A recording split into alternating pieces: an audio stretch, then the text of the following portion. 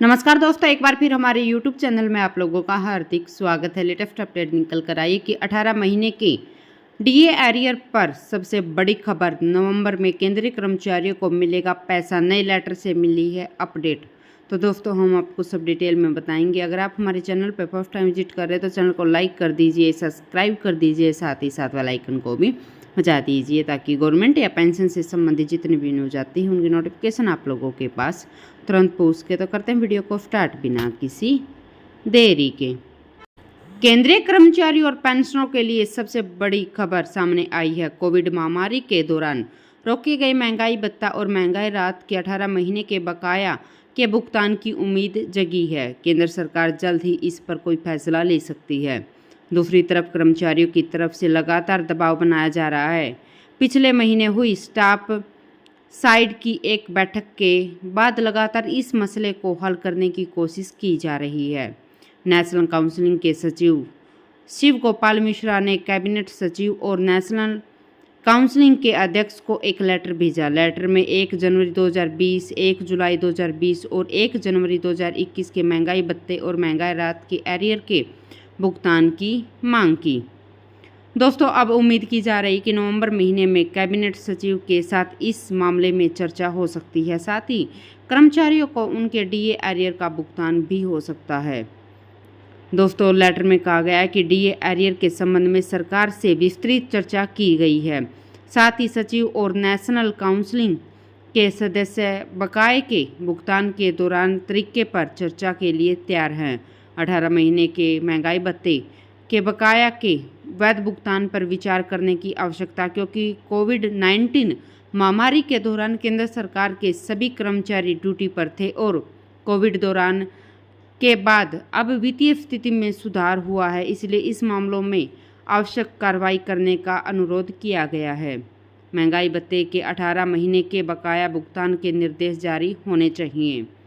दोस्तों शिव गोपाल मिश्रा ने कैबिनेट सचिव को लिखे लेटर में सुप्रीम कोर्ट को 8 फरवरी 2021 के फैसले का भी जिक्र किया है।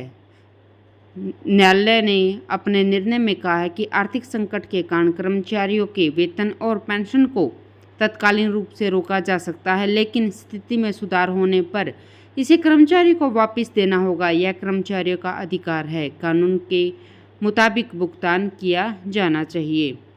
दोस्तों शिव गोपाल मिश्रा के मुताबिक केंद्र सरकार इस बात को अच्छे से जानती है कि आर्मी, रेलवे, हेल्थ, ग्रामीण विकास, कृषि और दूसरे मंत्रालयों के तहत काम करने वाले कर्मचारियों ने कोरोना काल में अपनी ड्यूटी की।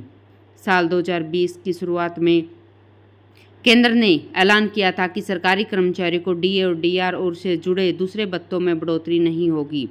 इसके बाद भी कर्मचारियों ने बिना किसी डिमांड के काम किया। अब उनका भुगतान किया जाना चाहिए। दोस्तों महामारी के दौरान सरकारी कर्मचारी और पेंशनभोगियों को महंगाई भत्ता और महंगाई राहत न मिलने से कई तरह की दिक्कतों का सामना किया। इस दौरान कई केंद्रीय कर्मचारी रिटायर हुए, कुछ कर्मचारी और पेंशनरों की मृत्यु भी हो गई। डीए और डीआर का भुगतान नहीं होने से ऐसे कर्मचारियों को काफ़ी नुकसान हुआ। 1 जनवरी 2020 से 30 जून 2021 के बीच रिटायर हुए कर्मचारियों की ग्रेजुएटी और दूसरे भुगतानों की भरपाई करना जरूरी है। इन कर्मचारियों की कोई गलती नहीं थी।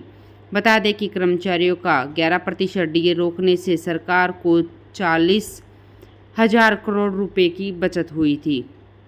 केंद्रीय कर्मचारी यूनियन और कर्मचारी संघों ने 18 महीने से लंबित केंद्रीय कर्मचारियों के डीए एरियर के भुगतान को लेकर कई विकल्प दिए गए, जिनमें बकाया का एक मुफ्त भुगतान भी शामिल है। वही कर्मचारी संगठन दूसरे तरीके पर भी चर्चा कर रहे हैं। इंडियन पेंशनर फोर्स ने प्रधानमंत्री मोदी से केंद्रीय कर्मचारी और पेंशनभोगियों को महंगाई भत्ता और महंगाई राहत का बकाया भुगतान करने की अपील की थी। फोर्स ने पीएम को लिखे पत्र में इस मामले को जल्द से जल्द निपटाने का आग्रह किया, लेकिन अब तक केंद्र ने इस संबंध में कोई भी फैसला नहीं लिया। अगर केंद्र सरकार की तरफ से डीए एरियर का भुगतान किया जाता है तो इसका फ़ायदा मौजूदा 48 लाख कर्मचारी और 68 लाख से ज़्यादा पेंशनभोगियों को होगा। तो दोस्तों आज के लिए इतना ही, मिलते हैं नेक्स्ट वीडियो में। तब तक के लिए जय हिंद, जय भारत।